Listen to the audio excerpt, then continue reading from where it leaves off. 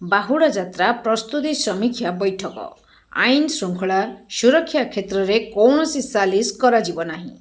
भीड़ परिचालना और सूचना संचार उपरे अधिक गुरुत्व देवाकू मुख्यमंत्री परामर्श। भक्त और श्रद्धालु को प्रशासन और पुलिस मार्गदर्शिका पालन करने को मुख्यमंत्री निवेदन। मुख्यमंत्री श्री मोहन चरण माझी आज लोकसेवा भवन में आसंता 24 तारिख रे महाप्रभु बाहुड़ा यात्रार प्रस्तुति संपर्क में समीक्षा करी भीड़ परिचालना और सूचना संचार उपरे अधिक गुरुत्व देवाकू अधिकारी मानकू परामर्श देइछंती। एहा सहित मुख्यमंत्री भक्त और श्रद्धालु मानकू प्रशासन और पुलिस मार्गदर्शिका पालन करने को निवेदन मध्य करिछंती।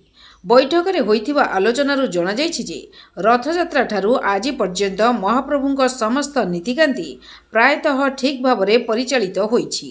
लगाण वर्षा, प्रतिकूल पाग, गरम और गुळुगुळी सत्वे अधिकारी कर्मचारी तथा भक्तमानकर सेवा और समर्पण कौनसी मात्रा रे प्रभावित होई नाही। सेवायत मानकर निष्ठा और समर्पण मनोभावर उच्च प्रशंसा करी मुख्यमंत्री सेमानकू धन्यवाद देइछंती।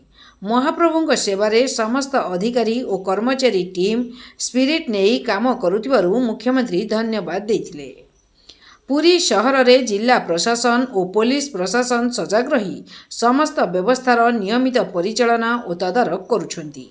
पहंडी, रथटଣା, दक्षिणी मोड़, आड़प मंडप दर्शन प्रत्येक समय रे वरिष्ठ अधिकारी माने उपस्थित रही नियमित तदारख करुछंती। बैठक रे भीड़ परिचालना और निरंतर सूचना संचार उपरे अधिक गुरुत्व देवाकू मुख्यमंत्री अधिकारी मानकू परामर्श देइथिले।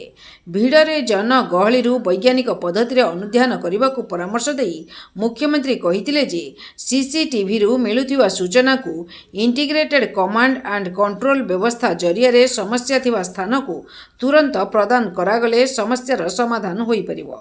आगको बाहुड़ा यात्रा सहित महाप्रभुଙ୍କ सुनावेश और नीलाद्री विजय अनुष्ठित हेबो।